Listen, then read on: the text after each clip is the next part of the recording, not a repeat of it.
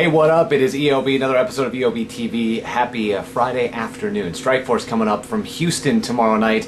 Wanted to take a couple minutes to run through my picks, but before I do that, wanted to say mad props to my boy Jason Prinzo. Had an amateur fight last night, a well-fought amateur fight, and proved that clearly judges all over the sport, in both boxing and MMA, need much better eye insurance.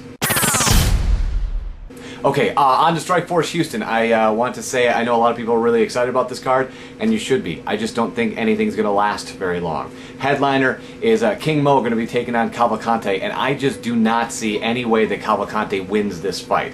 I think King Mo is a extremely decorated wrestler who's going to make very short work of Cavalcante. I don't think he's worried about the jiu-jitsu. I certainly don't worry about the Brazilian's hands, and I don't think King Mo does either. Look for King Mo to get a KO or TKO in the second round.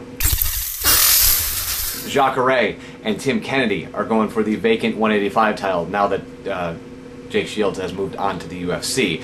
Weird choice for this fight? Yeah, maybe. But I still think Jacare's going to take this one. I think a first round submission by Jacare. Tim Kennedy is what you will call an MMA fighter. One of the third generation fighters. I think Bas Rutten and Randy Couture use that phraseology a lot. As somebody who has studied all of the disciplines. He didn't come from wrestling and become a jiu-jitsu practitioner, didn't come from boxing and learn wrestling. He's an MMA fighter. He studies all of that stuff. So we'll see what happens when an MMA fighter meets a ridiculously skilled jiu-jitsu practitioner who likes to throw. I think Jacare by sub, round one. Fight of the night, this might be the only one that goes the distance. George Rochelle, my dear friend, I don't know if you can see this up here, so I want to point out my bias. This is the shirt that George wore in the second season of The Ultimate Fighter with my name on it, so I want to come right out and say that George and I have known each other for quite some time, so clearly I'm going to pick George. I think KJ obviously has the striking advantage, but I think George has the advantage in the ground and in the wrestling. I think he's going to take KJ to the ground, surprise everybody, and not really spend too much time standing and banging with KJ. At least that's what I hope what happens. And he wins by sub, round two, maybe round three. Finally, your fourth fight of the night.